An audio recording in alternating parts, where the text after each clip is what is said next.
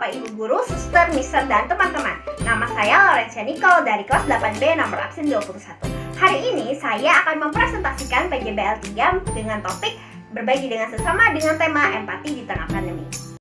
Dalam kehidupan sehari-hari, empati sangat berguna untuk menciptakan keinginan untuk menolong orang lain dan menumbuhkan kepedulian sosial kita terhadap sesama. Empati berasal dari bahasa Yunani, empatheia, yang memiliki arti ketertarikan fisik dan memiliki sikap yang kompleks karena empati merupakan kemampuan manusia untuk merasakan, mengerti, atau memahami apa yang dirasakan oleh orang lain secara emosional. Menurut Edward Bert von Titchener, seorang psikolog dari Inggris yang memperkenalkan konsep empati pada tahun 1909, empati berarti memiliki perasaan orang lain atau membayangkan ketika seseorang berada di posisi orang lain atau melihat dari kacamata orang lain. Selain itu, ada 5 elemen penting dari sikap empati yang harus kita mengerti untuk bisa merasakan keadaan orang lain secara emosional seperti yang diungkapkan oleh Daniel Goleman. Yaitu, yang pertama, merasakan perasaan dan perspektif orang lain, juga mengamati apa yang diperdulikan oleh orang lain.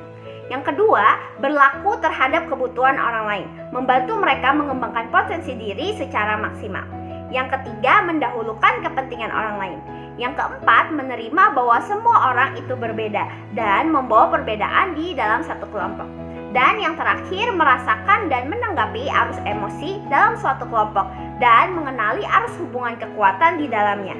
Singkatnya, kita mampu memahami emosi dan kepentingan dalam suatu kelompok tertentu.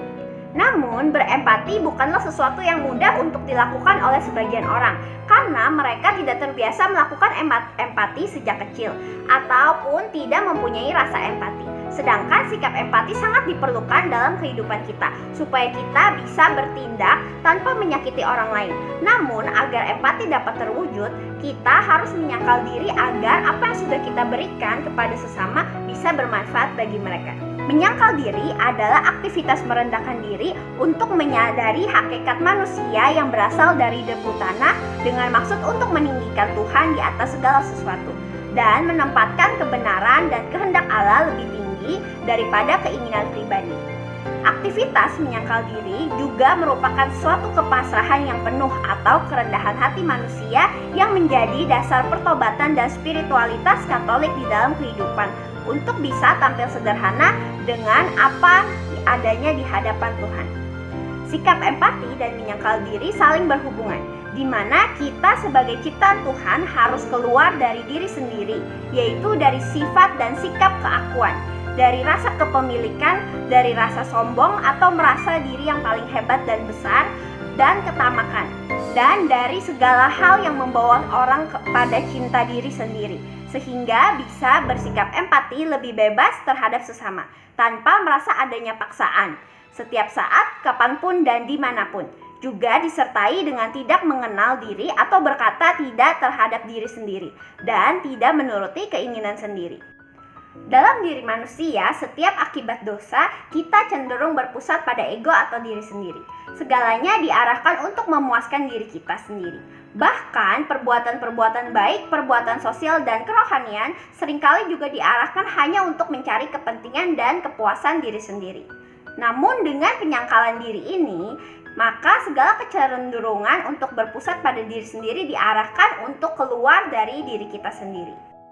Secara tidak langsung, dengan penyangkalan diri berarti kita telah berkomitmen dalam melakukan empati terhadap sesama, memikul salib Yesus setiap hari, siap mengikutinya dan menempatkan kebenarannya di atas segalanya. Hal itu disebabkan karena kita tidak lagi memikirkan dan menuruti kepentingan diri kita sendiri, tetapi sebaliknya kita mau merendahkan diri, bisa merasakan penderitaan orang lain secara mendalam dan melakukan perbuatan yang didasari oleh kebenaran dan kasih akan Allah secara terus-menerus. Empathy and self-denial in relationships with others. In the situation of the COVID-19, we must be able to be empathetic and try to help each other, especially our family, by willing to feel the needs of family members and willing to get out of self-righteousness to prioritize common interests. By willing to sacrifice playtime, we have helped parents and empathize with other God's creatures. such as plants. For example, the activity to nurture our mango trees to ease parents' work at home. By watering, caring for, and fertilizing the mango trees, which is also God's creation, we have empathized and felt that the plant needed love to be able to thrive and produce sweet fruit to eat. This is a manifestation of the practice of the first principle of Pancasila, namely protecting and caring for plants as a sign of gratitude to God, and the second principle, namely maintaining the preservation of the plants around our environment. As children, we should be able to respect our parents by showing our empathy in various ways, which is by massaging parents. Even though it looked simple, it showed our concern where we could also feel and understand what they felt emotionally. After working all day and willing to act after seeing their fatigue. This is in accordance with the application of the second principle of Pancasila, which is to have a tolerance and devoted attitude or respect for parents, and an attitude of affection for parents. The third principle, namely willing to sacrifice when playing for the sake of the family, and the fifth principle, namely having a willingness to help others, while still knowing his own abilities. Another sharing attitude at home can be demonstrated by helping with the dishes. After mom cooks food for the family, then it is time when we could help wash dishes, so that we could give our social care in the family as a form of self-denial and children's love for their parents. This is also accordance to the second principle of Pancasila, which is to have an attitude of tolerance, help, love each other. The third principle, to prioritize common interests and works together to help our family. And the fifth principle is to carry out everything that is become our duty and help parents who need help. The feeling after doing empathy towards the family was happy because we could understand the feelings of parents who were in need of help. We have also pleased them by willing to spend time playing and viewing social media for the sake of the family. We also have to be grateful because in this day we still have a complete family who can love each other, discuss, help one another, and feel togetherness in accordance with the manifestation of the value of the first, second, third, fourth, and fifth Pancasila precepts in the home environment. Dalam kondisi pandemi, umumnya kita akan sulit berpikir jernih dan kurang menyadari bahwa dirinya kurang bisa berempati terhadap orang lain dan lebih sulit untuk mengalihkan pikiran. Tindakan dan kata-kata yang keluar pun bisa jadi tidak bijaksana, seperti sering mengkritik tanpa menempatkan diri pada posisi orang lain. Cenderung tampak dingin, sangat percaya diri dan dengan keyakinan sendiri, dan menilai bodoh siapa saja yang tidak satu pemahaman dengan mereka. Kesulitan berempati lainnya adalah sulit merasa bahagia untuk orang lain, sulit menjaga pertemanan, sulit bergaul dengan keluarga, bicara lebih banyak tentang diri sendiri tanpa peduli cerita orang lain, mengatakan sesuatu dan menyakiti orang lain, dan sulit untuk menciptakan hubungan emosional yang mendalam dengan orang lain. Salah satu akibatnya ialah menghilangkan empati kepada orang lain. Padahal empati adalah sifat yang sangat penting di mana kita harus merasakan apa yang sedang dirasakan teman kita, meskipun hanya terlihat secara daring pada saat ini. Contohnya, ketika harus mengerjakan tugas kelompok, kita harus berempati dengan sesama anggota agar kita bisa mengetahui sejauh mana anggota dapat mengerjakan tugasnya. Kurang kerjasama dan ketidakpahaman akan soal-soal menjadi kesulitan yang harus diselesaikan dengan baik, yaitu dengan terus menjalin komunikasi dan terus bertanya kepada guru. Kesulitan lainnya saat berempati terhadap orang tua adalah ketika harus mengerjakan tugas-tugas PJBL. Waktu untuk membantu kegiatan rumah seperti menyapu dan mengepel lantai pun menjadi semakin jarang dilakukan karena waktu kita habis untuk mengerjakan tugas. Tapi hal ini dapat diatasi dengan dapat membagi waktu antara mengerjakan tugas PJBL, belajar, mengerjakan tugas rumah, dan kegiatan lainnya sehingga kita tidak hanya fokus kepada tugas PJBL saja. Jadi, dengan dapat memahami arti penting sikap empati, kita bisa membantu sesama dengan lebih memahami perasaan orang lain dan dapat menangani kesulitan yang kita hadapi dengan selalu bersyukur atas apa yang kita miliki. Introspeksi diri, tidak merendahkan orang lain, belajar mendengarkan orang lain, berbagi dan selalu fokus pada keadaan di sekitar kita untuk melatih rasa empati dan kepedulian sosial kita selama berada di rumah saja. Seperti yang kita ketahui, Undang-Undang Dasar Negara Republik Indonesia tahun 1945 atau disingkat UUD 1945 atau UUD 45 adalah hukum dasar tertulis Basic Law Konstitusi Pemerintah Negara Republik Indonesia saat ini. Semua kebijakan dan peraturan akan mengacu pada Undang-Undang Dasar 1945 karena Undang-Undang Dasar 1945 mengandung semua nilai-nilai yang terdapat pada dasar negara Pancasila. Dalam kehidupan suatu bangsa, pendidikan mempunyai peranan yang amat penting untuk menjamin perkembangan dan kelangsungan kehidupan bangsa yang bersangkutan.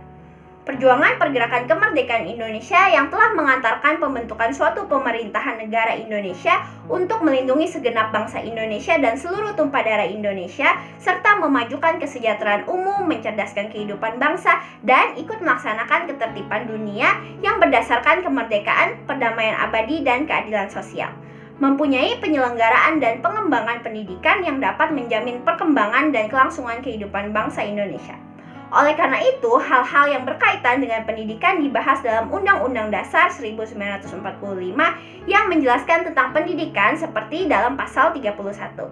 Sebelum diubah, bab ini tentang pendidikan yang terdiri atas satu pasal yaitu pasal 31 dan 2 ayat yaitu ayat 1 dan ayat 2. Setelah diubah, bab ini tentang pendidikan dan kebudayaan yang terdiri atas satu pasal yaitu pasal 31 dan 5 ayat, yaitu ayat 1, ayat 2, ayat 3, ayat 4, dan ayat 5. Sebelum kita berbicara tentang hak dan kewajiban warga negara sesuai dengan Undang-Undang Dasar 1945, kita pun juga harus tahu apa itu yang dimaksud dengan hak dan kewajiban itu. Hak adalah sesuatu yang mutlak menjadi milik kita dan penggunaannya tergantung kepada kita sendiri.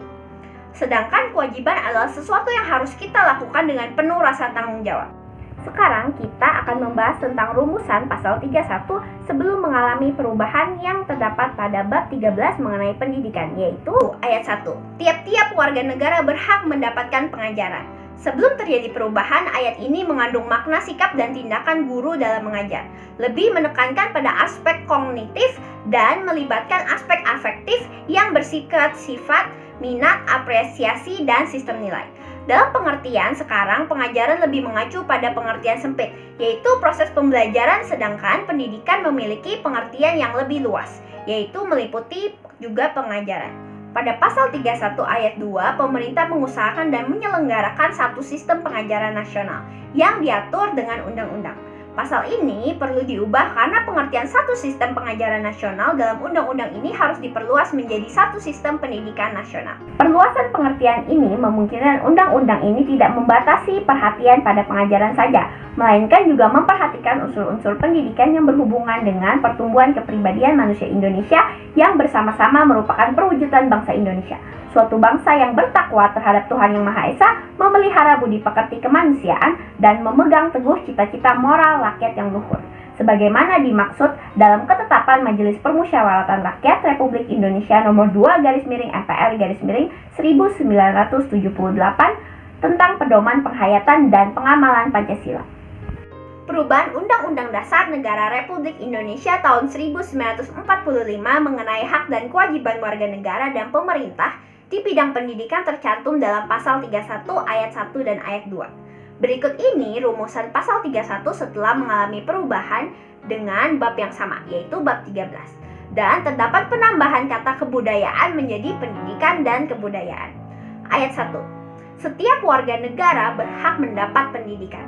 Pada pasal 31 ayat 1 setelah mengalami perubahan terletak pada pergantian kata tiap-tiap menjadi setiap dan kata pengajaran menjadi kata pendidikan. Perubahan kata dari tiap-tiap menjadi setiap merupakan penyesuaian terhadap perkembangan bahasa Indonesia. Adapun perubahan kata pengajaran menjadi pendidikan dimaksud untuk memperluas hak warga negara karena pengertian pengajaran lebih sempit dibandingkan dengan pengertian pendidikan. juga menyatakan bahwa setiap warga negara berhak untuk mendapatkan pendidikan tanpa terkecuali dan tidak membedakan ras, golongan, agama, budaya, atau apapun itu. Karena hal ini dicantumkan dalam pembukaan UUD tahun 1945 pada alinea keempat, yaitu untuk mencerdaskan kehidupan bangsa, salah satunya dengan diberi pendidikan. Dengan demikian, siapapun warga negara Indonesia, usia dini, usia sekolah, remaja, ataupun orang tua, atau orang dengan latar belakang apapun, masih tetap berhak mendapatkan pendidikan sebagai hak mutlak warga negara Indonesia. Meskipun pada kenyataan masih banyak anak Indonesia yang tidak bisa mengecap pendidikan dengan baik karena putus sekolah, tidak mempunyai minat belajar, ataupun keterbatasan ekonomi. Ayat 2. Setiap warga negara wajib mengikuti pendidikan dasar dan pemerintah wajib membiayainya. Sebelum perubahan, pemerintah hanya mengusahakan dan menyelenggarakan pengajaran nasional. Namun, pada pasal 31 ayat 2 setelah perubahan ini mempunyai perluasan pengertian, yaitu memungkinkan undang-undang tidak membatasi perhatian pada pengajaran saja, melainkan juga memperhatikan unsur-unsur pendidikan dan memberikan kesempatan kepada warga negara Indonesia untuk memperoleh pendidikan dasar meliputi pendidikan sekolah dasar dan sekolah menengah pertama, yaitu SD, MI, SMP, MTS, dan sederajatnya, secara cuma-cuma. Dan mewajibkan pemerintah untuk membiayai pelaksanaan pendidikan untuk semua warga negara Indonesia, karena pendidikan merupakan hak asasi setiap manusia.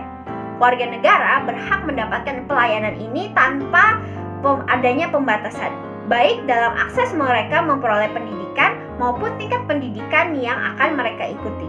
Pendidikan dasar menjadi wajib dan akan ada sanksi bagi siapapun yang tidak melaksanakan kewajiban itu, meskipun sanksinya itu tidak jelas.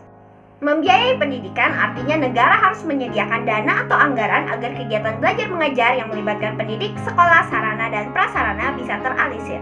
Anggaran pendidikan diambil dari APBN untuk melakukan pemerataan pendidikan, peningkatan kompetensi guru, dan perbaikan mutu seperti tercantum dalam Undang-Undang Dasar 1945 pada pasal 31 ayat 4. Dengan demikian, setiap warga negara mempunyai pendidikan minim yang memungkinkan untuk berpartisipasi dalam proses pencerdasan kehidupan bangsa. Untuk merealisasikan pasal tersebut, pemerintah mencanangkan program wajib belajar 9 tahun dan telah menyelenggarakan pendidikan gratis melalui program Dana BOS. Walaupun dalam pelaksanaannya masih ada pungutan-pungutan biaya yang dilakukan oleh pihak-pihak yang tidak bertanggung jawab dan iuran BP3 yang ditanggung, itu jumlahnya kecil sekali dan jelas tidak akan banyak membantu meringankan biaya siswa, terutama di kalangan yang tidak mampu. Dalam Undang-Undang Dasar Pasal 31 Ayat 3, pemerintah mengusahakan dan menyelenggarakan satu sistem pendidikan nasional yang meningkatkan keimanan dan ketakwaan serta akhlak mulia dalam rangka mencerdaskan kehidupan bangsa yang diatur dengan undang-undang. Pasal ini ditujukan untuk menyelenggarakan pendidikan, di mana berarti negara harus menyediakan tempat atau sekolah, pendidik, sarana, dan prasarana sehingga kegiatan belajar mengajar tersebut bisa berjalan sesuai dengan undang-undang dengan ketentuan untuk mengakomodasi nilai-nilai dan pandangan hidup bangsa Indonesia sebagai bangsa yang religius dengan memasukkan rumusan kata, meningkatkan keimanan dan ketakwaan serta akhlak mulia. Sementara tujuan sistem pendidikan nasional adalah untuk mencerdaskan kehidupan bangsa. Pasal ini juga mengandung makna dalam mengusahakan penyelenggaraan pendidikan menggunakan satu sistem pendidikan nasional sehingga tidak ada perbedaan pendidikan antara pusat dan daerah. Di samping pendidikan umum, pemerintah juga harus meningkatkan keimanan dan ketakwaan serta akhlak yang mulia untuk peserta didik, terutama di bidang keagamaan dikedepankan menuju akhlak yang baik supaya para generasi penerus bangsa ini akan menjadi pemimpin yang jujur, adil, bertanggung jawab, dan dapat menyelenggarakan pemerintah dengan baik dan bersih, sehingga dapat merubah pola kehidupan dan pola pemerintah sehat dan maju, dengan pelaksanaan tidak lepas dari aturan yang berlaku dan telah diatur dalam undang-undang. Perubahan Undang-Undang Dasar Negara Republik Indonesia tahun 1945 mengenai prioritas anggaran pendidikan dalam APBN dan APBD tercantum dalam pasal 31 ayat 4 dengan rumusan sebagai berikut. Negara memprioritaskan anggaran pendidikan sekurang-kurangnya 20% dari anggaran pendapatan dan belanja negara, serta dari anggaran pendapatan dan belanja daerah untuk memenuhi kebutuhan penyelenggaraan pendidikan nasional. Perubahan ini dilatar belakangi oleh kenyataan bahwa dalam praktik penyelenggaraan negara menunjukkan kurang dipahaminya pasal 31 ayat 1 dan ayat 2 yang pada hakikatnya mengandung prinsip demokrasi pendidikan. Rumusnya itu merupakan sikap bangsa dan negara untuk memprioritaskan penyelenggaraan pendidikan sebagai upaya mencerdaskan kehidupan bangsa dan memajukan kebudayaan nasional. Untuk itu dirumuskan ketentuan dalam Undang-Undang Dasar Negara Republik Indonesia tahun 1945 yang mewajibkan pemerintah untuk membiayai pendidikan dasar dan kewajiban warga negara mengikuti pendidikan dasar tersebut. Serta negara memprioritaskan anggaran pendidikan sekurang-kurangnya 20% dari APBN dan APBD. Dana pendidikan selain gaji pendidik dan biaya pendidikan kedinasan dialokasikan minimal 20% dari APBN pada sektor pendidikan dan minimal 20% dari APBD. Gaji guru dan dosen yang diangkat oleh pemerintah dialokasikan dalam APBN dan APBD. Dan untuk kepentingan pendidikan serta sarana dan prasarana pendidikan baik untuk peralatan, gedung maupun bantuan untuk siswa yang tidak mampu dan lain sebagainya. Mencermati pasal 31 ayat 4 ini, Wakil Rakyat DPR dan MPR memiliki kesadaran dan keinginan yang kuat untuk merombak anggaran pendidikan yang selama ini berkisar antara 3-7% menjadi sedikitnya 20%. Terakhir, dalam pasal 31 perubahan Undang-Undang Dasar Negara Republik Indonesia tahun 1945 mengenai kewajiban pemerintah memajukan ilmu pengetahuan dan teknologi tercantum dalam pasal 31 ayat 5 dengan rumusan sebagai berikut. Pemerintah memajukan ilmu pengetahuan dan teknologi dengan menjunjung tinggi nilai-nilai agama dan persatuan bangsa untuk memajukan peradaban serta kesejahteraan umat manusia. Adanya rumusan itu dimaksud sebagai dasar agar pemerintah berupaya memajukan ilmu pengetahuan dan teknologi dengan tetap menjunjung tinggi nilai-nilai agama dan memperkokoh persatuan bangsa. Pada pasal tersebut, sudah dijelaskan bahwa pemerintah harus memajukan ilmu pengetahuan dan teknologi dengan tidak melanggar nilai-nilai agama yang dapat memecah belah persatuan bangsa dan negara.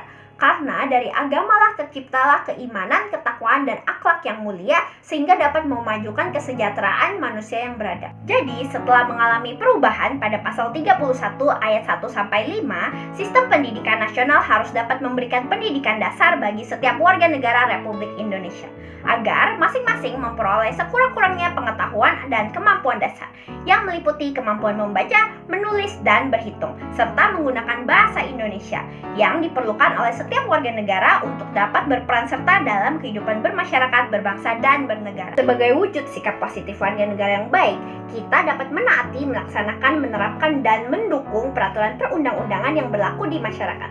Peraturan perundang-undangan ditujukan untuk mengatur kehidupan berbangsa dan bernegara. Maka sebagai warga negara, kita wajib menaati peraturan perundang-undangan yang sudah dibuat oleh pemerintah dengan penuh kesadaran. Contohnya, dalam penerapan undang-undang berlalu lintas seperti kita harus memakai sabuk pengaman ketika berkendara roda 4 dan memakai helm jika berkendara roda 2, baik untuk para pengemudi maupun penumpang. Ketika masyarakat tidak menaati peraturan berlalu lintas, maka akan terjadi ketidaktertiban, kemacetan, bahkan terjadi kecelakaan. Namun sebaliknya, ketika masyarakat tertib dan menaati peraturan, maka akan tercipta keteraturan dan kenyamanan bagi semua pengguna jalan tersebut. Ini berarti kita sudah mewujudkan sikap positif dan kepatuhan kita terhadap peraturan perundangan lalu lintas yang berlaku. Selain itu, bentuk peran serta masyarakat dalam mewujudkan peraturan perundang-undangan pada aturan pemerintah yaitu dengan keikutsertaan kita sebagai warga negara Indonesia dalam kegiatan penyelenggaraan pemilihan umum. Dengan ikut serta dalam pemilihan umum berarti kita ikut serta membantu pemerintah pusat maupun daerah dalam penyelenggaraan pemilihan umum, menggunakan hak pilih dalam pemilu dengan baik dan berpartisipasi aktif dalam proses demokrasi yang dijalankan pemerintah. Penyelenggaraan pemilihan umum setiap 5 tahun sekali merupakan salah satu wujud kedaulatan rakyat dan melalui pemilu rakyat dapat menentukan sendiri wakil-wakilnya yang dapat menyampaikan aspirasinya kelak. Oleh sebab itu kita wajib bertanggung jawab dan berhak untuk andil dalam menciptakan kesejahteraan hidup, yaitu menyukseskan demokrasi Indonesia, dan secara tidak langsung kita juga berpartisipasi dalam melaksanakan dan mendukung peraturan perundang-undangan dalam kehidupan berbangsa dan bernegara. Maka, sebagai warga negara yang baik, kita harus melaksanakan kewajiban warga negara Indonesia berdasarkan Undang-Undang Dasar 1945, yaitu menaati peraturan perundang-undangan yang berlaku. Peraturan perundang-undangan dibuat untuk ditaati bersama oleh seluruh komponen bangsa, agar ketertiban dan keamanan dapat tercapai sehingga setiap penyebab konflik sosial dan penyebab terjadinya disintegrasi nasional dapat dicegah. Dengan demikian, persatuan dan kesatuan di negara ini dapat terus terjaga di tengah masyarakat yang sangat berbeda satu sama lainnya, baik perbedaan dalam hal ras, agama, golongan, suku, bangsa, dan bahasa. Interaksi sosial di masa pandemi. Dalam kehidupan sehari-hari kita tidak bisa lepas dari interaksi sosial, terlebih pada masa pandemi COVID-19 ini. Karena interaksi sosial adalah hubungan sosial yang saling memengaruhi antara manusia yang satu dengan manusia yang lainnya, yang mana interaksi ini berlangsung selama seumur hidup di kalangan masyarakat. Interaksi sosial juga merupakan hubungan sosial yang dinamis berkaitan dengan hubungan antar individu dengan individu, kelompok dengan kelompok, dan individu dengan kelompok. Interaksi-interaksi itulah yang kemudian melahirkan sesuatu yang dinamakan lingkungan hidup, seperti keluarga inti, keluarga luas, atau kelompok masyarakat. Bangsa Indonesia sebagai bagian dari masyarakat timur dikenal sebagai makhluk sosial yang mengutamakan adanya interaksi sosial dan selalu melakukan suatu hal bersama-sama sehingga mempercepat penularan wabah corona di Indonesia.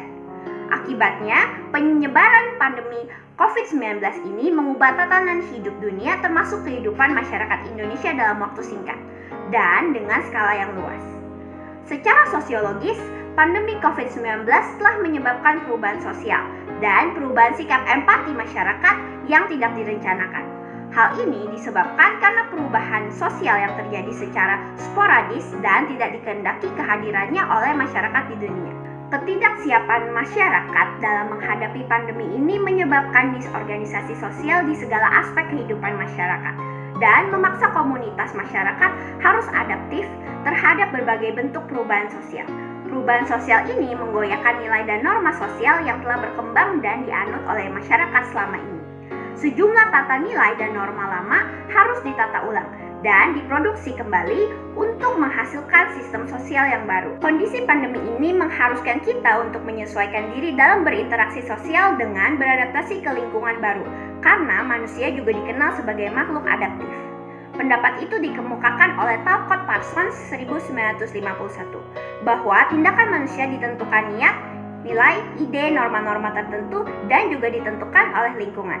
Ketika lingkungan berubah, tindakan manusia juga bisa berubah. Artinya manusia beradaptasi. Manusia dimampukan untuk beradaptasi, seperti yang dikatakan oleh Schneider 1984 dan juga Sarafino 2005, yang menganggap penyesuaian diri terhadap lingkungan diperlukan agar organisme bertahan hidup. Artinya, jika tidak beradaptasi, justru akan membahayakan kehidupan atau setidaknya akan mengurangi kemampuan organisme dalam bertahan hidup. Adaptasi bukan suatu hal yang bisa ditawar dan menjadi suatu keharusan. Dalam pandemi corona sekarang ini, kita harus bisa beradaptasi dengan lingkungan baru.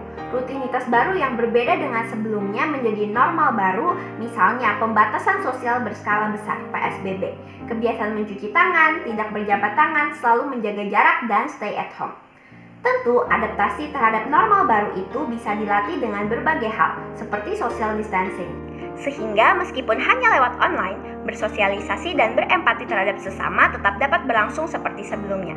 Di samping itu, dalam beradaptasi, kita juga bisa memperluas wawasan. Apalagi karena aktivitas fisik kita sekarang ini sangat terbatas, dan janganlah itu diartikan terbatas pula aktivitas untuk mendapatkan pengetahuan. Serta selalu bisa mengembangkan hobi, karena hobi melibatkan imajinasi, dan konon imagination is more important than knowledge. Selain itu, pandemi yang melanda saat ini menciptakan banyak pembelajaran baru, tidak hanya untuk guru, siswa, dan orang tua, namun juga seluruh masyarakat Indonesia. Timbulnya empati dan solidaritas di masyarakat kita pada masa pandemi COVID-19 ini merupakan sebuah pembelajaran yang harus kita kembangkan, bukan hanya di masa krisis ini, tetapi juga pada masa krisis ini sudah berlalu. Kondisi ini juga memaksa masyarakat Indonesia harus lebih bisa berempati dan berinteraksi dengan sesama seperti guru, teman, dan anggota keluarga yang tidak serumah melalui interaksi secara tidak langsung.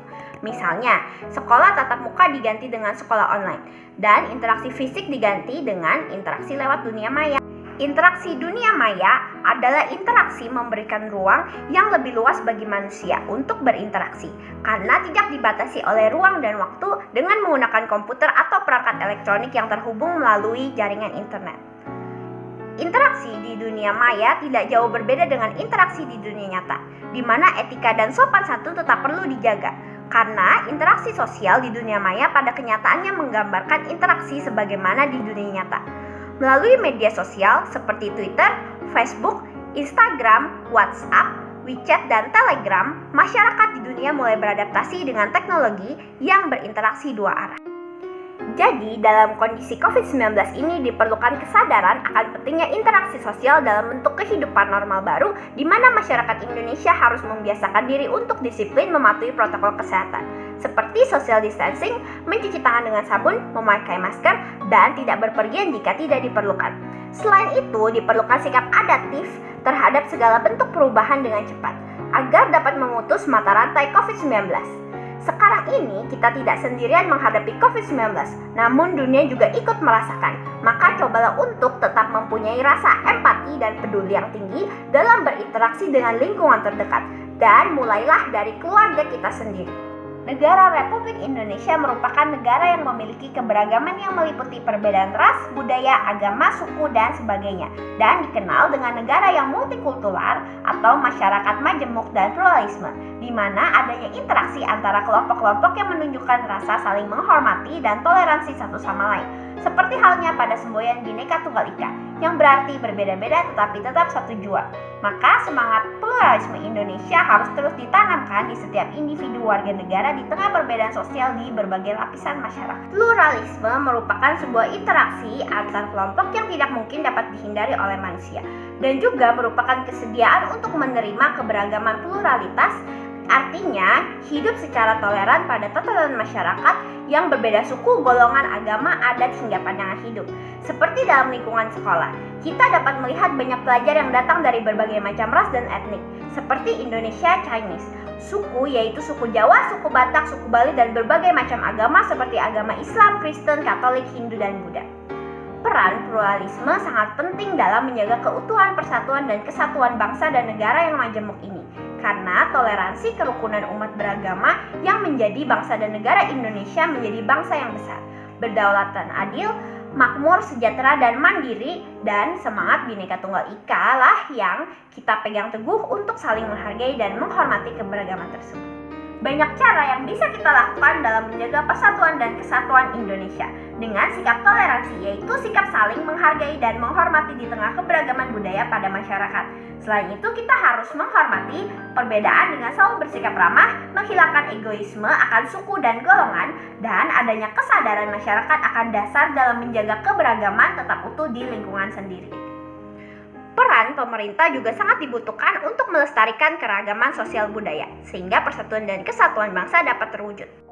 Selain itu, sikap dan perilaku empati dalam menjaga persatuan dan kesatuan penting, karena itu bagaimana kita menempatkan posisi seandainya kita berada di posisi orang lain, meskipun dalam kemajemukan atau perbedaan. Dan sebagai masyarakat Indonesia di masa pandemi, sikap empati yang dapat kita lakukan terhadap sesama adalah dengan saling berbagi, yaitu 1. Berbagi informasi yang aktual dan bukan berita hoaks mengenai COVID-19, dan di sekolah kita juga bisa berbagi informasi dengan sesama teman mengenai tugas pembelajaran PJBL 3 ini.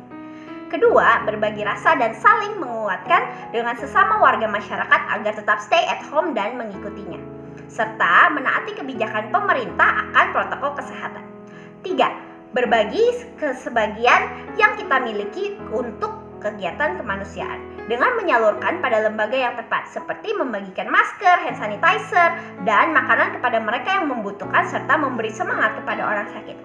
4. Memberi tips peduli dan menjaga sesama seperti mengingatkan untuk selalu menggunakan masker dan mencuci tangan secara rutin menggunakan sabun atau hand sanitizer berbahan alkohol. 5. Mendengarkan, mendukung, dan mengapresiasi para dokter, perawat, dan petugas medis yang sudah berjuang mempertaruhkan nyawa demi kesehatan dan keselamatan kita. Semua ini merupakan contoh sikap empati kita terhadap sesama yang kesulitan di masa pandemi ini. Hanya dengan menjaga diri sendiri, menolong sesama dan menghargai jasa mulia para pekerja medis, kita bisa mengasah kepedulian dan rasa empati serta turut berkontribusi secara positif dalam melawan pandemi COVID-19.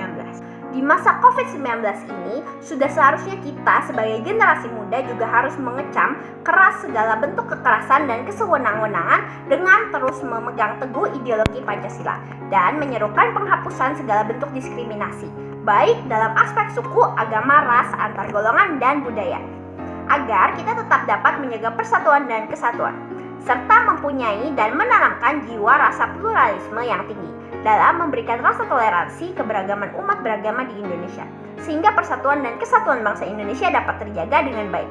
Karena perbedaan bukan menjadi alasan untuk kita saling membedakan atau terpecah belah, tetapi perbedaan seharusnya bisa membuat kita saling melengkapi.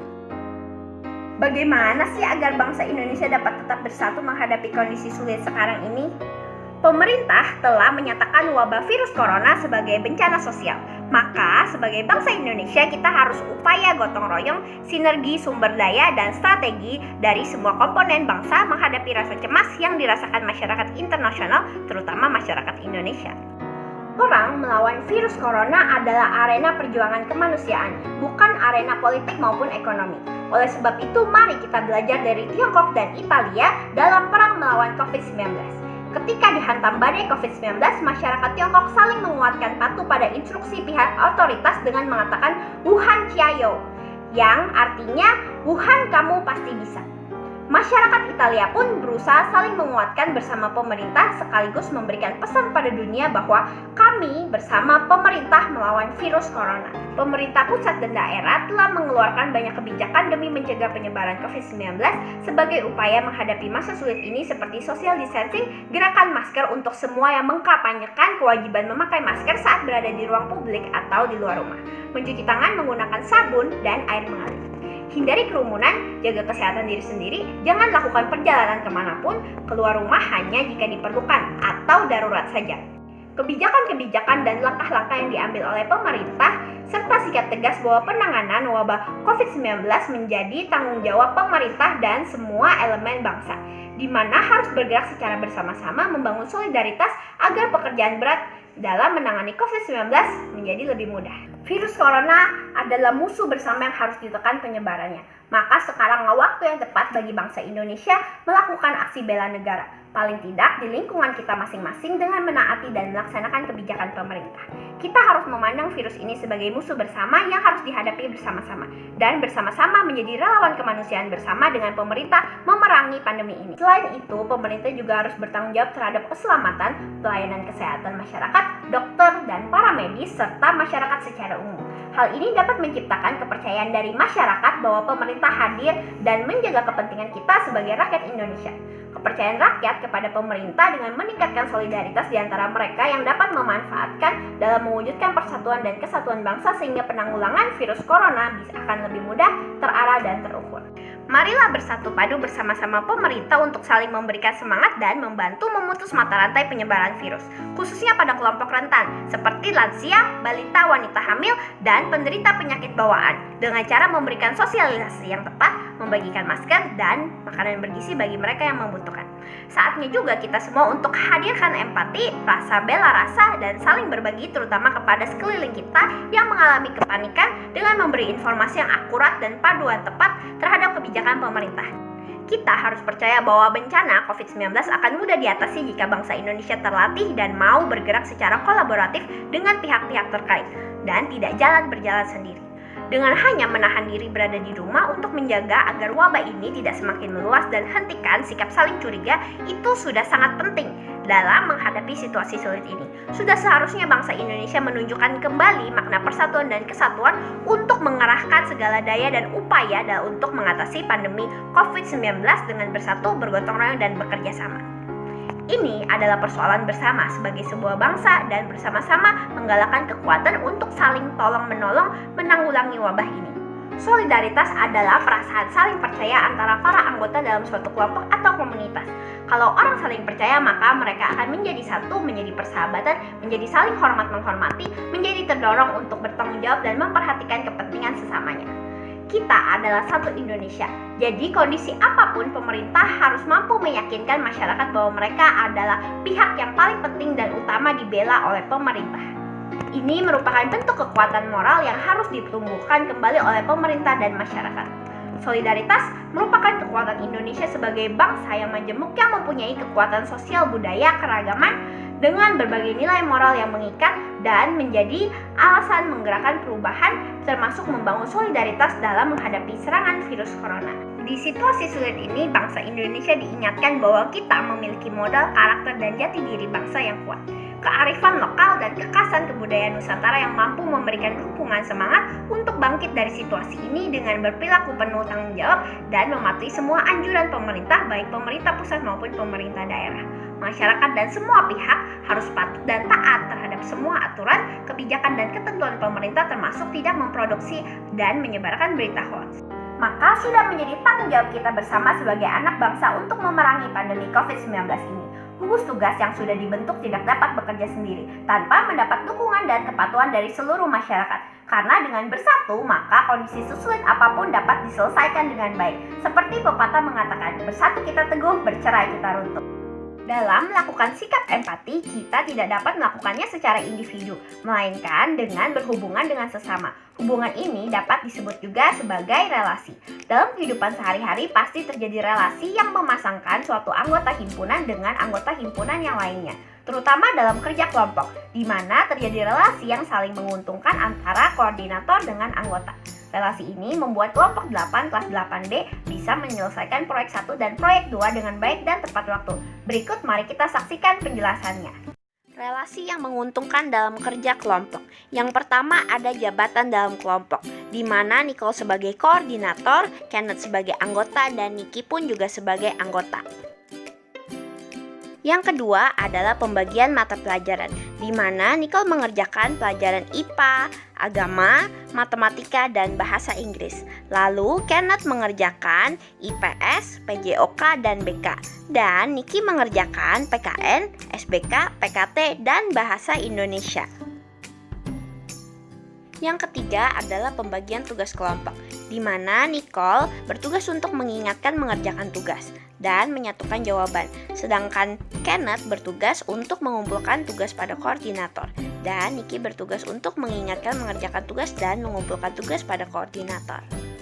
Jadi inilah relasi yang saling menguntungkan dalam kerja kelompok pada proyek 1 dan proyek 2 yang dilakukan oleh kelompok 8 kelas 8B. Selain berelasi dengan teman di sekolah, kita juga dapat berelasi dengan anggota keluarga di rumah, seperti berikut contohnya. Buatlah macam-macam relasi yang terjadi di rumahmu, dan gambarlah dalam diagram panah. Contoh pertama, relasinya adalah hobi. Jadi, Nicole mempunyai hobi menggambar, olahraga, dan nonton televisi. Lalu, Mami mempunyai hobi memasak, nonton televisi, dan main game. Sedangkan Daddy mempunyai hobi menggambar, olahraga, dan nonton televisi. Contoh kedua relasinya adalah ukuran sepatu, di mana Nicole mempunyai ukuran sepatu 39, lalu Mami mempunyai ukuran sepatu 39, dan Daddy mempunyai ukuran sepatu 40. Relasi ini juga merupakan fungsi, karena himpunan A mempunyai tepat satu pasangan yang berada di himpunan B. Dan yang terakhir, relasinya adalah tanggal lahir, di mana Nicole mempunyai tanggal lahir 23, Mami mempunyai tanggal lahir 5, dan Daddy mempunyai tanggal lahir yaitu 20. Relasi ini juga termasuk korespondensi satu-satu, karena anggota A dipasangkan tepat satu anggota B, dan setiap anggota B dipasangkan tepat satu dengan anggota A. Jadi banyak anggota A dan anggota B harus sama. Fungsi atau pemetaan merupakan relasi yang bersifat khusus. Dapat diartikan juga bahwa setiap fungsi pasti merupakan relasi, tetapi tidak semua relasi merupakan fungsi.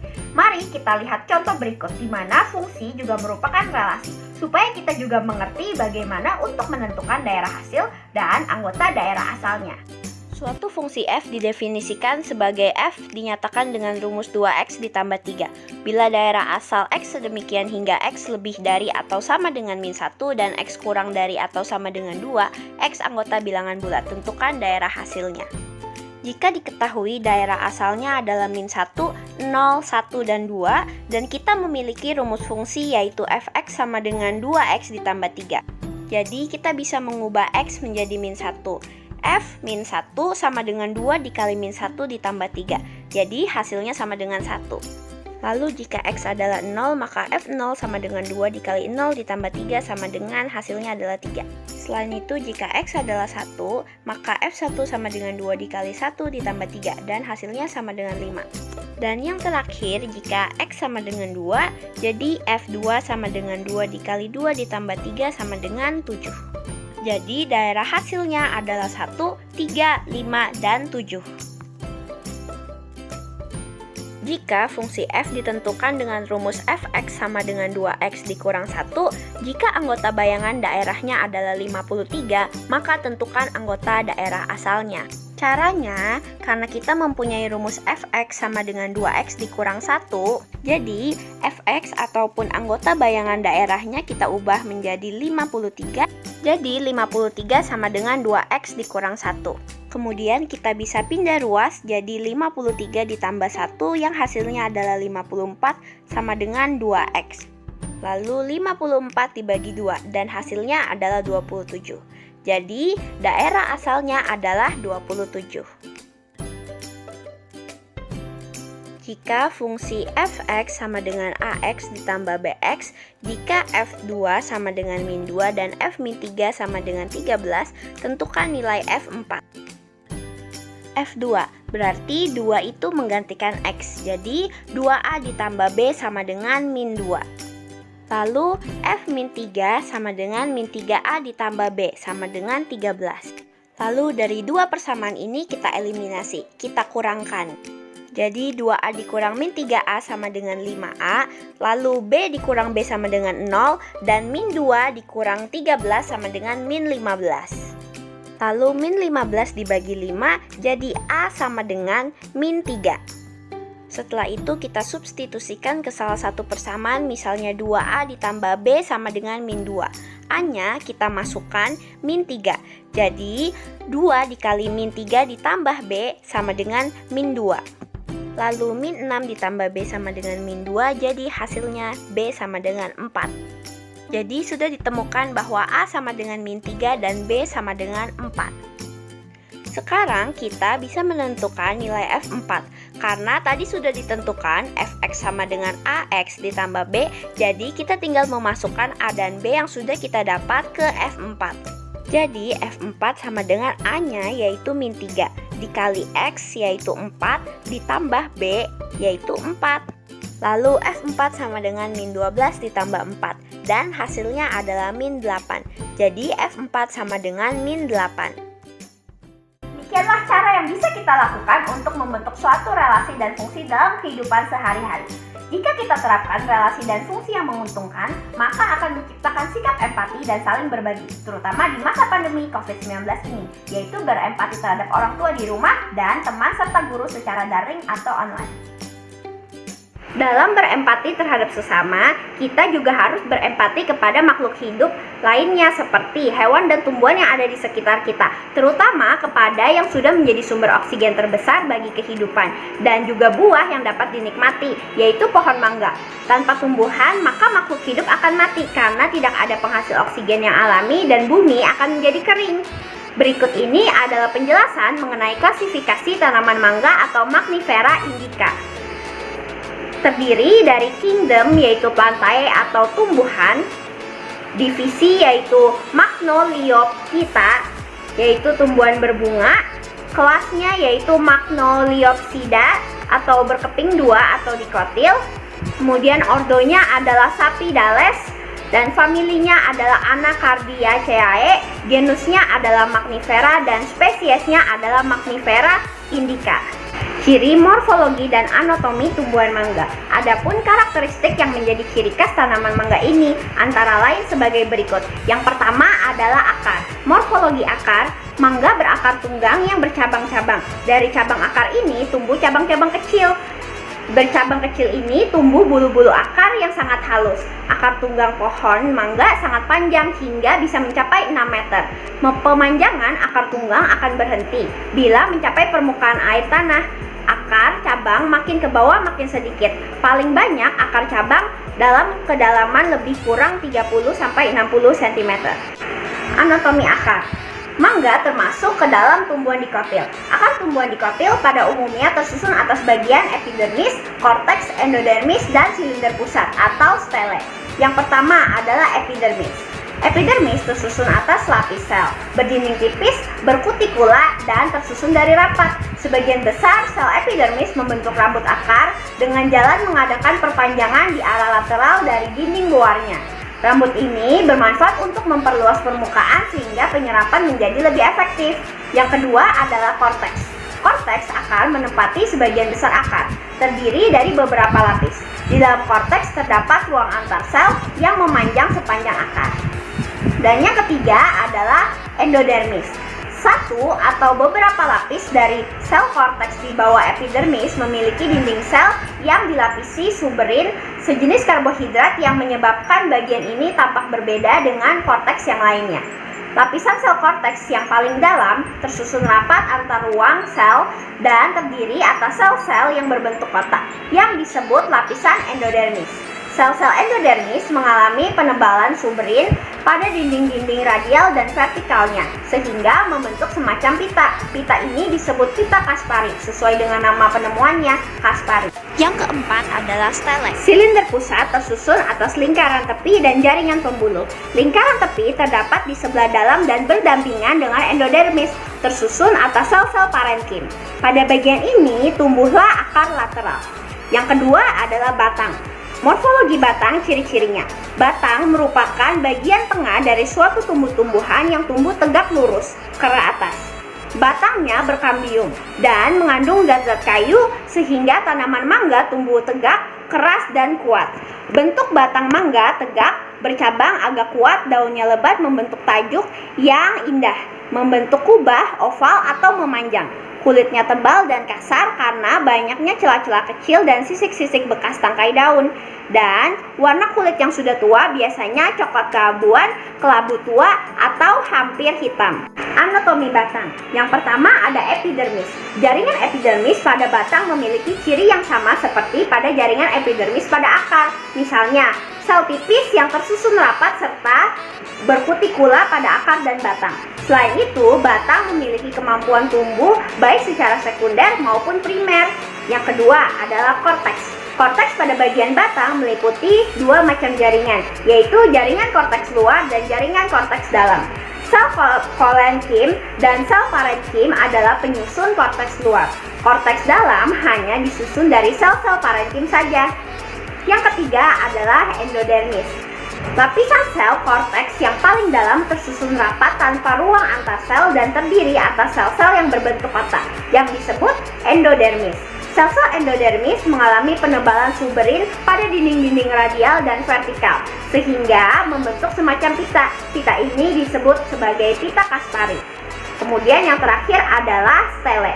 Pada tumbuhan dikotil, stele terletak di sebelah dalam korteks atau sebelah dalam endodermis dan terdapat berkas pengangkut. Pada berkas pengangkut ini terdapat xilem dan floem. Yang ketiga adalah daun. Morfologi daun. Daun terdiri dari dua bagian, yaitu tangkai daun dan badan daun. Badan daun bertulang dan berurat-urat. Antara tulang dan urat tertutup daging daun. Daging daun terdiri atas dari kumpulan sel-sel yang tak terhingga banyaknya. Daun letaknya bergantian, tidak berdaun bertumpu. Panjang tangkai daun bervariasi dari 1,25 sampai 12,5 cm. Bagian pangkalnya membesar, pada bagian sisi sebelah atas ada alurnya. Tepi daun biasanya halus, tetapi kadang-kadang sedikit bergelombang atau melipat atau menggulung.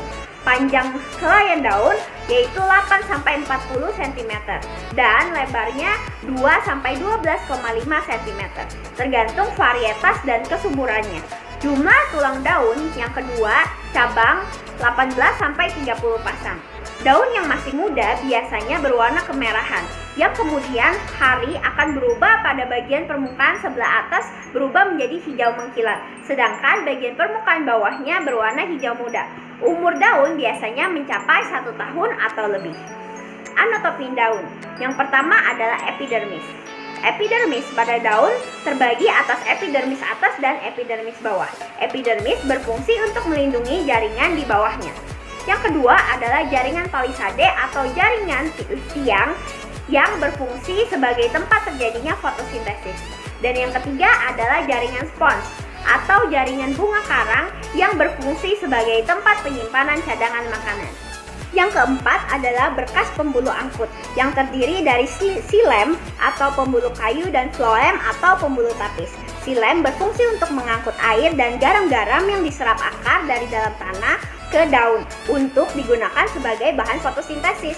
Sedangkan floem berfungsi untuk mengangkut hasil fotosintesis ke seluruh tubuh tumbuhan. Dan yang terakhir adalah stomata yang berfungsi sebagai organ respirasi. Stomata mengambil karbon dioksida dari udara untuk dijadikan bahan fotosintesis. Kemudian stomata akan mengubah oksigen sebagai hasil fotosintesis. Stomata ibarat hidung kita di mana stomata mengambil karbon dioksida dari udara dan mengeluarkan oksigen. Sedangkan hidung kita mengambil oksigen dan mengeluarkan karbon dioksida. Stomata terletak di epidermis bawah.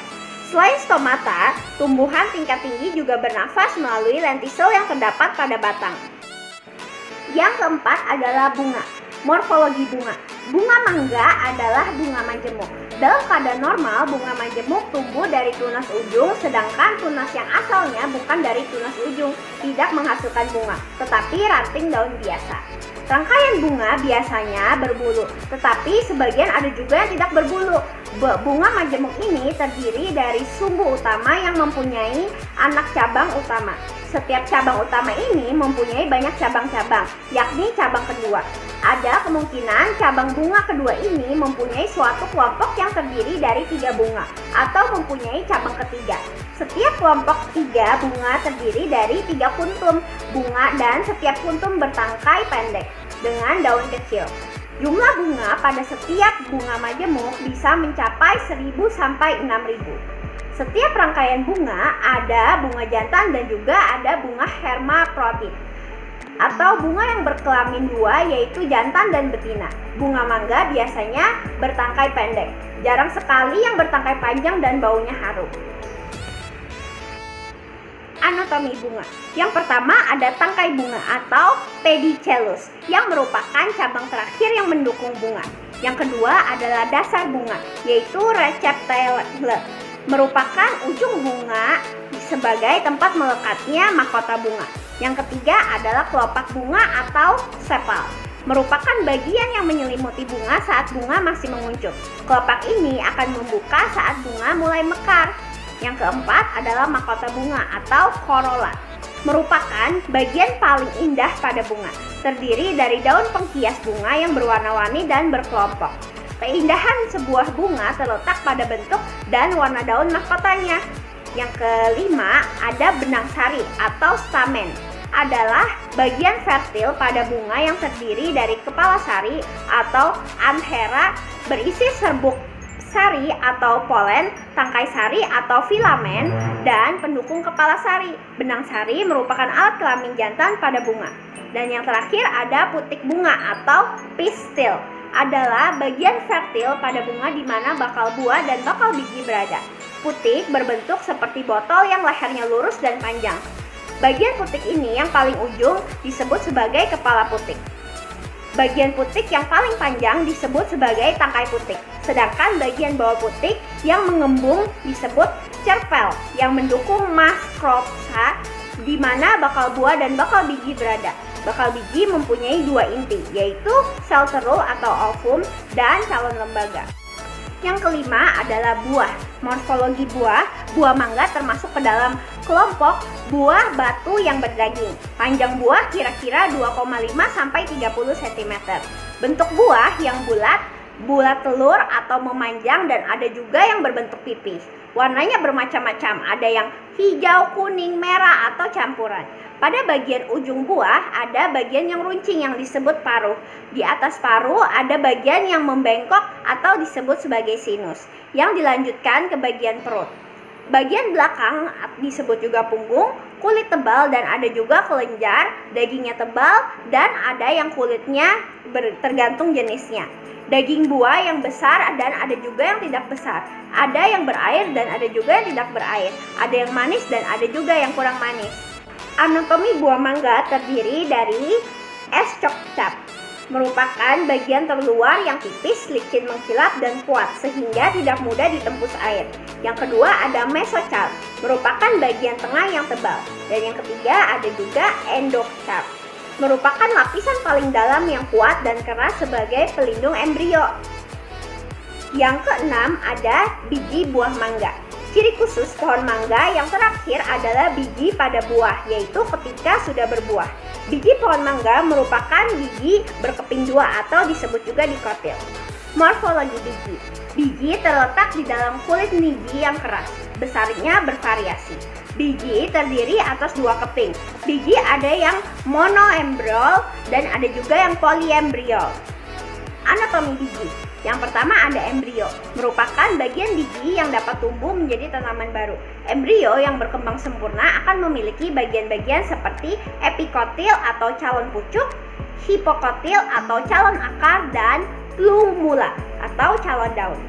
Yang kedua ada jaringan penyimpan makanan. Pada tanaman dikotil, jaringan penyimpan makanan juga disebut sebagai kotiledon.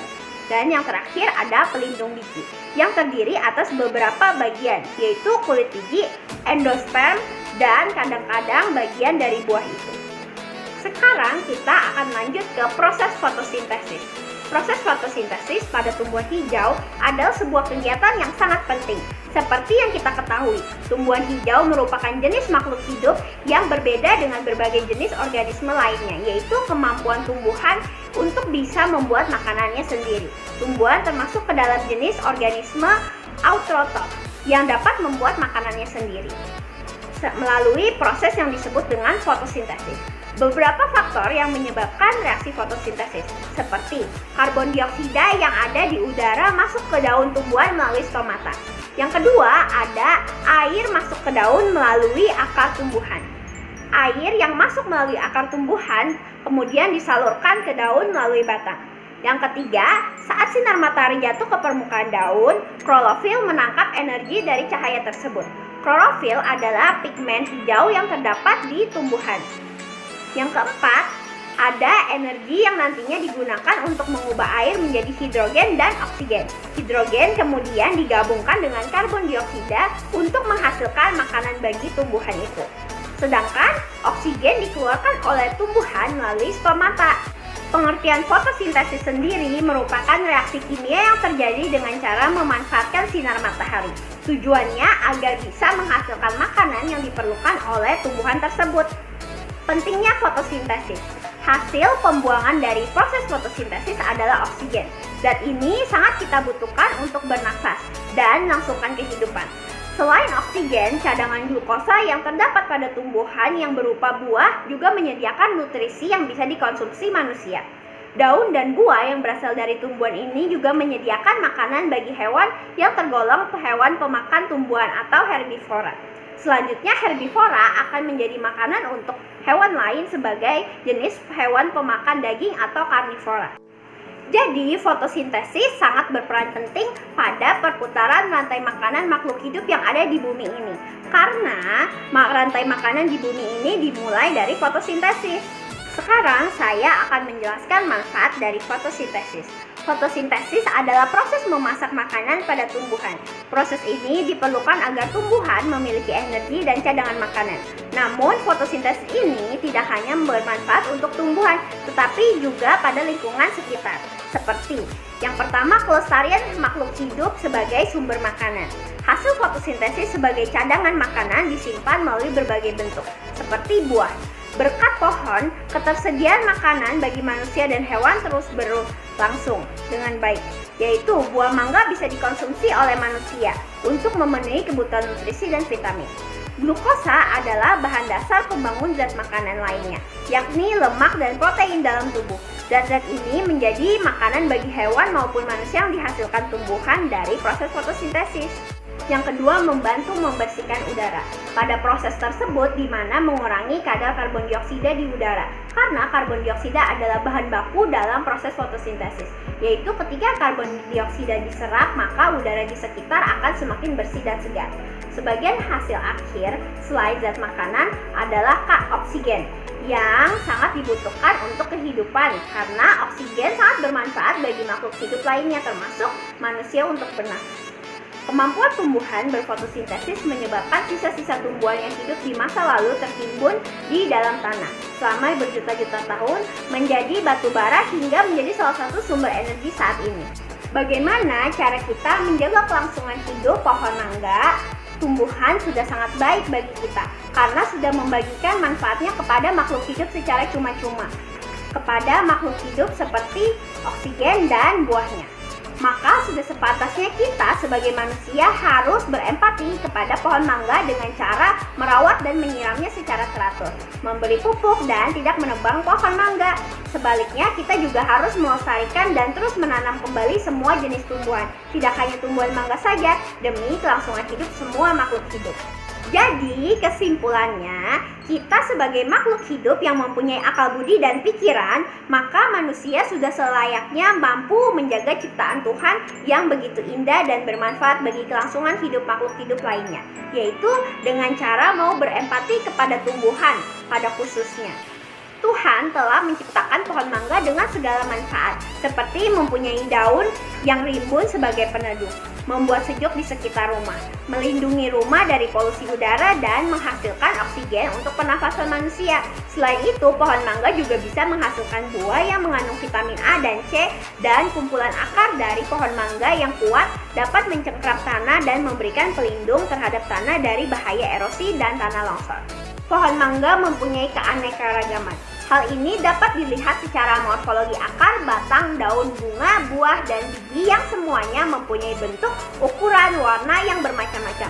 Di mana ketika kita dibantu oleh proses fotosintesis, maka pohon mangga akan menghasilkan oksigen dan glukosa sebagai cadangan makanan bagi pohon mangga tersebut. Dengan merawat, menyiram pohon mangga setiap hari dan memupuknya saja, kita telah menunjukkan sikap empati kita terhadap pohon mangga tersebut dan menghargai karya ciptaan Tuhan. Selama masa pandemi ini, kita juga tetap harus menjaga kesehatan tubuh walaupun di rumah saja. Salah satu caranya yaitu dengan melakukan senam irama atau senam ritmik yang merupakan gerakan senam atau gerakan bebas yang dibarengi dengan musik atau nyanyian sesuai dengan irama yang mengikutinya dengan tema empati di tengah pandemi untuk menghibur keluarga, teman-teman, dan guru-guru yang sedang menyaksikan video ini. Selain itu, kita juga bisa berempati kepada tubuh. Karena senam irama bisa membuat tubuh kita menjadi bugar dan sehat. Kita membuat tubuh dapat merasakan dan menempatkan bahwa setiap gerakan senam irama membuat badan selalu sehat terlebih dalam menghadapi pandemi ini. Untuk latihan senam irama, pertama-tama saya menentukan lagu yang sesuai dengan kemampuan gerak saya, yaitu lagu yang memiliki irama sedang. Karena lagunya tidak terlalu cepat dan juga tidak terlalu lambat. Hal ini dikarenakan saya jarang melakukan latihan senam irama sehingga tidak terbiasa untuk melakukan gerakan senam irama dengan cepat. Setelah itu saya mempelajari keterampilan dasar aktivitas gerak berirama, yaitu rangkaian gerak melangkah dan mengayunkan tangan. Kemudian saya memberikan variasi dan kombinasi pada gerakan, mempelajari dan menghafalkan gerakan tersebut supaya gerakan saya menjadi lancar dan membutuhkan waktu selama 6 hari berturut-turut untuk melakukan latihan ini. Namun, saat saya latihan, saya selalu melakukan pemanasan agar otot tidak kaku dan mendapatkan keluasan gerak tubuh. Setelah itu, saya merekam video pembuatan senam irama saya dan ini adalah hasilnya. 보란 듯이 무너졌어 바닥을 뚫고 저 지하까지 엊그처럼 잡겠다고 저 높이 두 손을 뻗어봐도 다시 캄캄한 이곳에 light up the sky 네 두 눈을 보면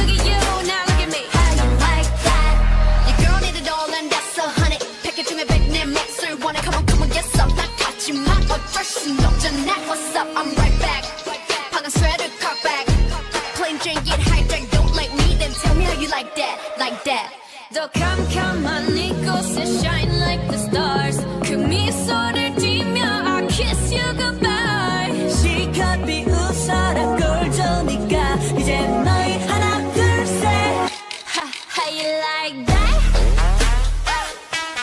You gon' like that? Da-da-da-da-da-da-da. You like that?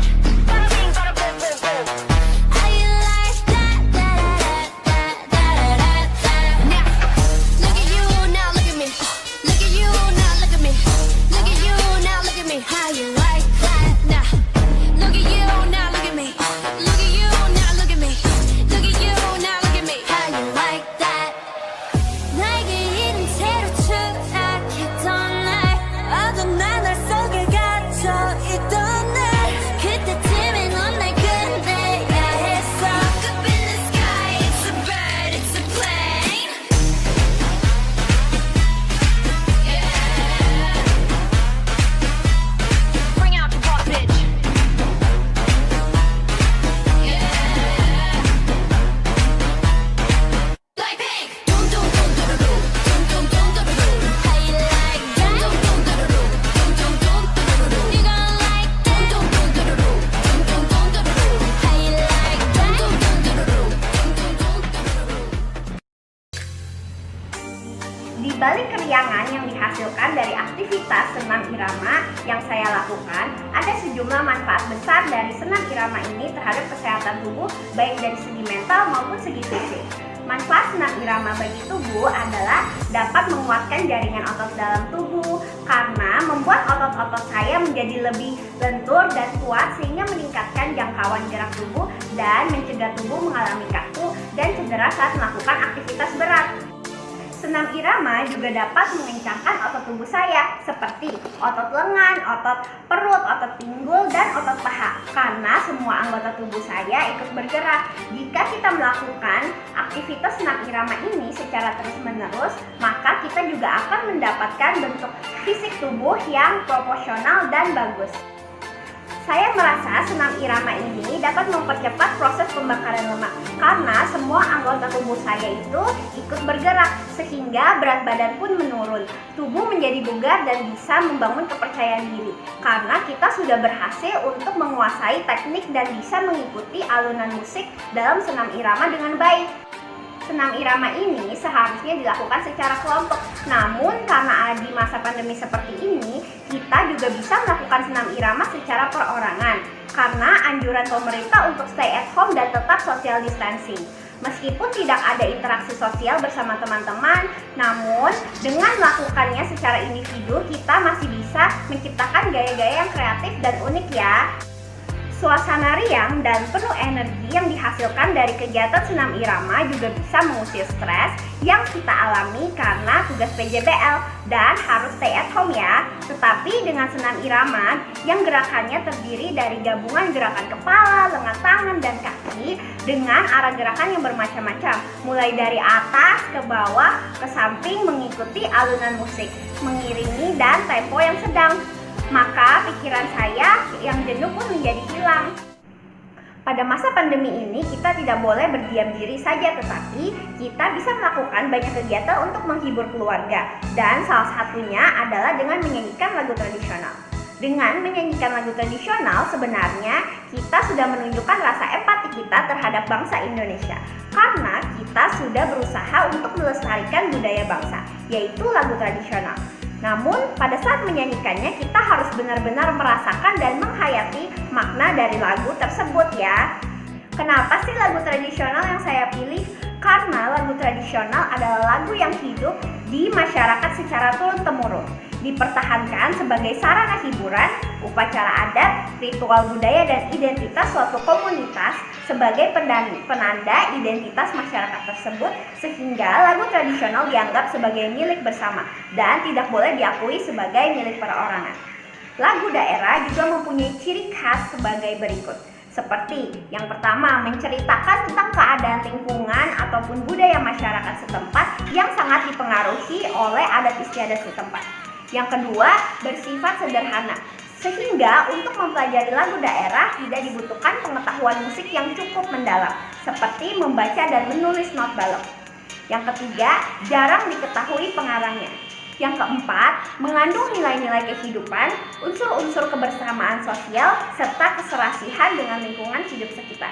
Dan yang kelima, itu sulit dinyanyikan oleh seseorang yang berasal dari daerah lain karena kurangnya penguasaan dialek atau bahasa setempat sehingga penghayatan kurang maksimal. Yang keenam, melibatkan alat musik daerah. Dan yang ketujuh, itu mengandung nilai-nilai kehidupan yang unik dan khas. Lirik lagu daerah menggunakan bahasa dan dialek setempat. Lagu daerah diwariskan secara turun-temurun dengan tradisi lisan.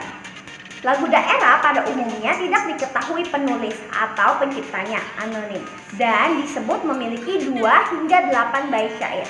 Ada juga lagu daerah yang menggunakan syair berbeda pada setiap perulangannya. Biasanya lagu daerah memiliki beberapa versi yang daerah berbeda dalam suatu etnis. Ini disebabkan karena penyebaran lagu daerah dilakukan dari mulut ke mulut. Selain itu, lagu daerah di Indonesia juga mempunyai fungsi sebagai media hiburan. Walaupun terdapat lagu daerah yang dikhususkan untuk suatu momen maupun acara tertentu, tetapi hal tersebut cuma sebagian kecil saja. Bahkan sebagian besarnya dapat dijadikan suatu media hiburan. Terlebih lagi pada zaman sekarang ini yang banyak sekali dijadikan sebagai musik pengiring. Contohnya yaitu aktivitas senam, wayang, perayaan sebuah pesta, teater, pengiring suatu pertunjukan tari, dan lain sebagainya. Juga sebagai suatu media komunikasi. Setiap penyanyinya pasti akan membawakan sebuah lagu dengan penghayatan dan juga perenungan yang penuh.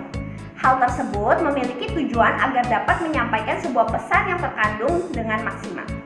Dengan pembawaan yang penuh dan mendalam tersebut, para pendengar bisa mendapatkan suatu makna secara langsung tanpa ada perantaranya, sehingga mereka dapat mengetahui lebih jauh mengenai apa tujuan dan juga manfaat dari lagu tersebut. Lagu daerah juga dapat meningkatkan rasa cinta kepada budaya daerah. Dahulu ada sebuah pepatah yang mengatakan, lancar kaji karena diulang, lancar jalan karena ditempuh. Perumpamaan ini mengartikan apabila lagu daerah tidak terus dinyanyikan dan ditampilkan, pasti keberadaan lagu daerah perlahan-lahan akan semakin menghilang. Oleh sebab itu, sebagai generasi muda Indonesia, kita harus bisa menyanyikan lagu daerah dengan baik agar dapat melestarikan, menjaga dan melindungi keberadaannya. Terlebih lagi di tengah-tengah pengaruh seni dan budaya yang berasal dari luar yang perkembangannya sangatlah pesat. Karena jika bukan kita yang melestarikannya, siapa lagi? Fungsi lainnya adalah sebagai pengiring tari daerah dan umumnya dapat diambil dari berbagai lagu daerah yang ada di dalam wilayah tersebut. Begitu pula dengan gerakan yang ditampilkan. Biasanya akan menggambarkan tujuan dan juga maksud tertentu. Lagu daerah juga dikenal sebagai identitas negara. Dari dulu, berbagai macam lagu daerah yang ada di Indonesia menjadi salah satu keunggulan yang dapat membanggakan negara ini di dunia internasional. Banyak sekali lagu daerah atau tradisional yang sering dinyanyikan di berbagai macam festival maupun acara resmi dan tidak resmi. Contohnya, drama teater, paduan suara, maupun pentas seni yang lainnya. Ini merupakan bukti dari keanekaragaman dan kekayaan budaya nasional, sekaligus bisa menjadi kebanggaan tersendiri untuk rakyat bangsa Indonesia. Lagu yang saya pilih untuk menyalurkan empati saya kepada lagu tradisional Indonesia adalah Cincang Keling. Lagu asal Jawa Barat ini sebagai sarana hiburan untuk menghibur keluarga, teman, dan guru yang harus beraktivitas di rumah dan untuk melestarikan budaya bangsa Indonesia terutama di masa COVID-19 ini. Cincang Keling adalah lagu permainan Sunda yang ditujukan untuk berhitung sebelum anak-anak melakukan permainan kucing-kucingan atau permainan sentuh berlarian dengan cara ketika ada salah satu anak yang tersentuh adalah anak yang terhitung. Maka anak tersebut yang tersentuh kalah dan harus menyentuh temannya yang lain agar tidak terhitung. Sepintas dilihat dari lirik lagunya, syair yang terdapat dalam lagu ini seperti tanpa makna. Namun ternyata tersirat makna yang mendalam. Maknanya yaitu menggambarkan isi hati dan perasaan manusia yang diibaratkan dengan seekor burung. Hati manusia tidak selalu tetap. Ada kalanya ia goyah dan pindah. Hati yang baik adalah hati yang penuh ketenangan, ketetapan dan tidak mudah goyah. Dengan hati yang tenang tentunya menumbuhkan rasa kedamaian serta menuntun manusia ke jalan kepada kebaikan. Dengan segala kebaikan dalam hidup kita akan mengantarkan kita ke jalan yang direstuinya.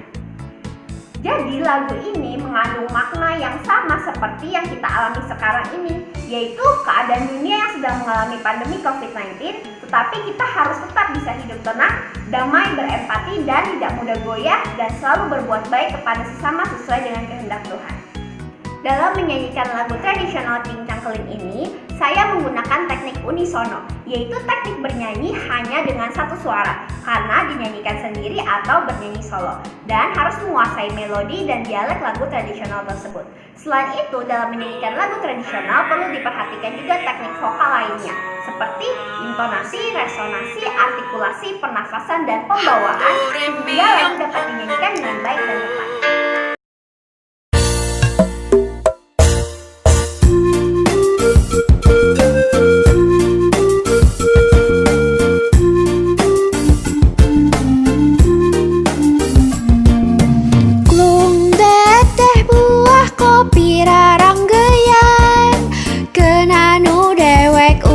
Pati di harayan cincang keling manuk cingklung cindetan plos ka kolong bapak satar bulanang.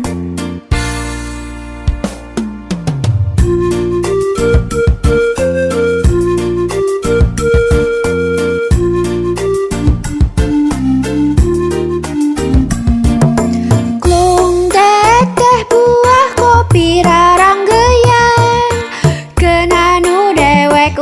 pati di harayan cincang keling manuk cingklung cindetan plos ka kolong bapak satar bulanang.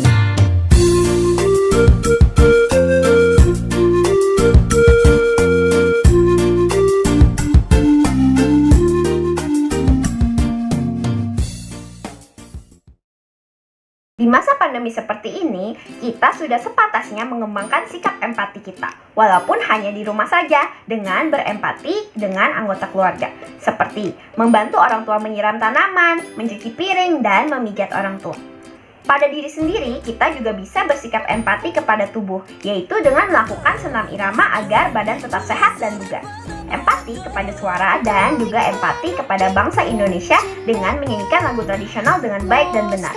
Selain itu, kita juga dapat berbagi dengan teman-teman dengan cara saling berbagi informasi mengenai pelajaran dan berkomunikasi menyelesaikan tugas bersama-sama melalui WA ataupun Zoom. Sikap empati ini dapat diasah walaupun di masa sulit seperti ini, yaitu dengan saling berbagi apapun itu, sehingga kita bisa merasakan apa yang dirasakan oleh orang lain dengan peduli terhadap sesama dan mampu untuk menyangkal diri dengan mau memberikan waktu kita untuk membantu orang sekecil apapun itu. Dengan begitu, maka akan tumbuh sikap saling berbagi terhadap sesama, makhluk hidup ciptaan Tuhan seperti hewan dan tumbuhan, dan juga selalu bersyukur kepada Tuhan karena diberi kesempatan untuk berbagi dan memberikan kebahagiaan kepada orang lain. Jadi, tidak inginkah kita menjadi orang pertama yang melakukan kebaikan terhadap sesama? Terima kasih dan sampai jumpa lagi bersama saya Laurencia Nicole dari kelas 8B nomor absen 21. Salam Tarakanita, satu hati, satu semangat, Tarakanita, yes. Tarakanita, edukasi, generasi, cerdas, berintegritas.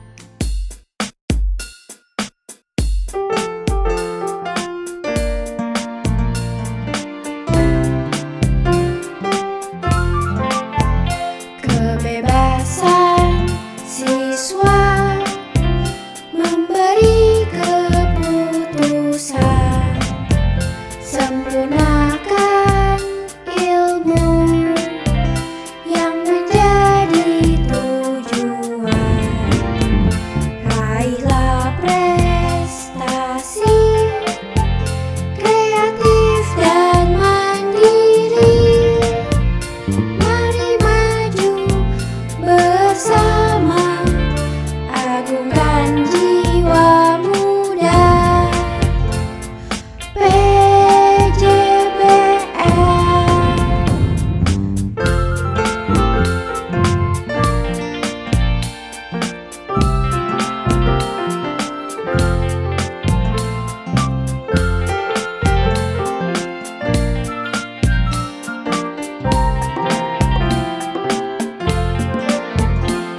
Kebebasan siswa